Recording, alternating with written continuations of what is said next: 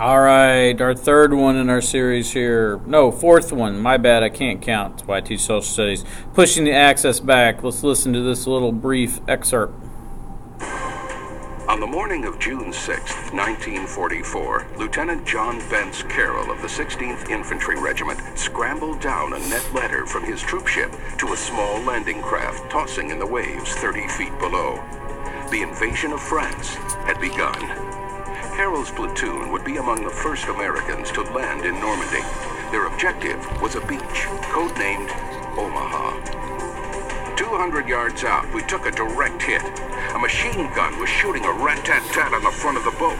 Somehow or other, the ramp door opened up, and the men in front were being struck by machine gun fire.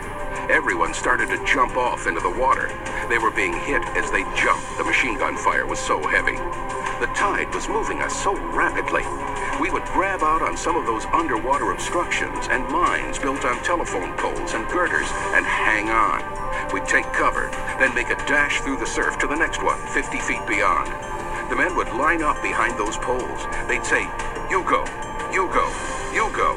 And then it got so bad, everyone just had to go anyway, because the waves were hitting with such intensity on these things.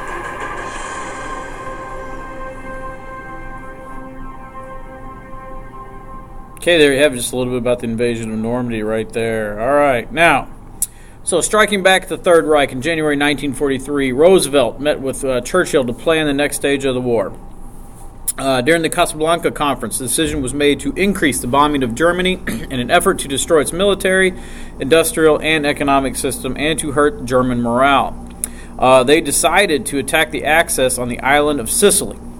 The new massive bombing campaign by the United States and Britain against Germany did not destroy the German economy or undermine its morale, though. However, the bombing caused a severe oil shortage and destroyed irreplaceable railroad and aircraft in Germany. As a result, Allies landing in France had total control of the air and could not be bombed.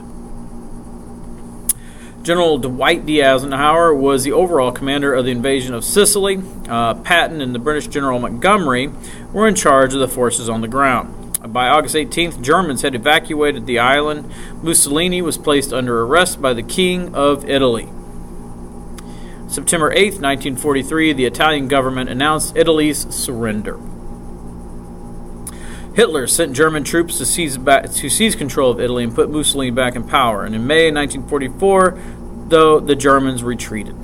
Roosevelt, Stalin, and Churchill met in Tehran, Iran, and reached several agreements about the plans for the rest of the war and after the war. Okay, so landing in France, Operation Overlord was the code name for the planned invasion of France by the Allies. General Eisenhower was selected to command the invasion.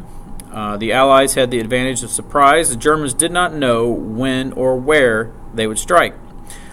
Germans were fooled into thinking the attack would occur in Pas-de-Calais, when in fact the invasion was planned to take place in Normandy. The date for the invasion became known as D-Day because Eisenhower's planning staff referred to the day of any invasion with the letter D. The invasion of Normandy began shortly after midnight on June 6, 1944. The Allied forces had little trouble capturing Utah Beach and moving inland. The American forces at Omaha Beach met intense German fire, and under the American commander Omar Bradley, they planned an evacuation of Omaha Beach, but the American troops moved forward against the Germans anyway. The invasion was successful. All right, on to the war in the Pacific. American military leaders created a plan to defeat Japan that they called for a two-pronged attack. Admiral Nimitz and the Pacific Fleet were to hop from island to island to get close to Japan. MacArthur's troops would advance to the Solomon Islands, capture the north coast of New Guinea, and retake the Philippines. Island hopping campaign began in the Central Pacific in the fall of 1943. Although many U.S. Marines died while waiting ashore at the Tarawa Atoll, the LVT, a boat with tank tracks, also called an Amtrak, was able to cross the reef and get troops ashore. The attack on the Kwajalein Atoll in the summer in the Marshall Islands went much smoother, with all troops getting ashore via Amtrak. U.S. Marines were able to capture the island. B-29 bombers were used to invade 3 of the Mariana Islands, which were captured by American troops by August of 1944. A few months later, B-29 bombers began bombing Japan. MacArthur's troops began a campaign in the Southwest Pacific with the invasion of the Guadalcanal in August of 1942. In early 1944, his troops had captured enough islands to surround Rabaul, the main Japanese base in the region. MacArthur ordered his troops to travel 600 miles past Rabaul to capture the Japanese base at Hollandia in New Guinea. Securing New Guinea, the troops headed to the Philippines to take it back.